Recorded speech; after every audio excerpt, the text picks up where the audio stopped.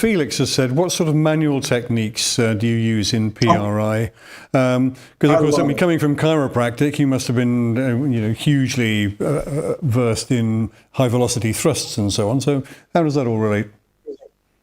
Felix, I love the question. First off, if you're a chiropractor, in PRI, we don't teach adjusting.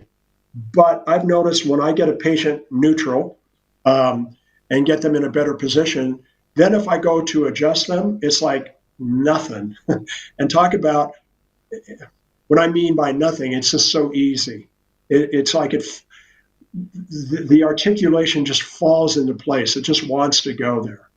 Now, we do have in PRI, in the course that I teach called Postural Restoration, we do have manual techniques, but they're manual rib cage techniques to achieve, number one, a better position of that left diaphragm. We call it a zone of apposition. If you want to look up zone of apposition, we didn't invent it, but that's well worth Googling, zone of apposition.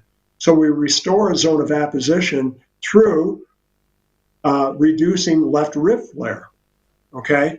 Then we may also have to use manual techniques to restore what we call right apical expansion. You can see that on that dentist that he needs more air into his right side, and sometimes you need a manual technique to open up that rib cage.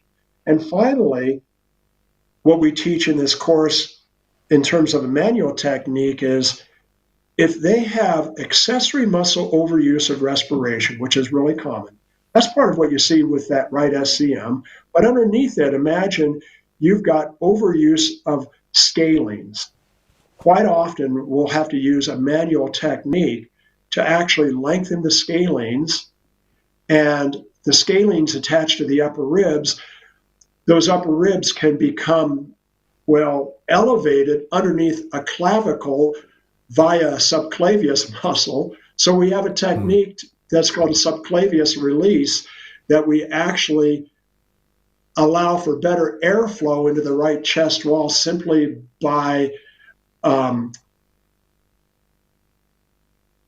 taking a clavicle and a rib cage and separating them from being glued together and keeping the ribs from rhythmically going up and down with respiration. Yeah. I think that's the best way to describe it.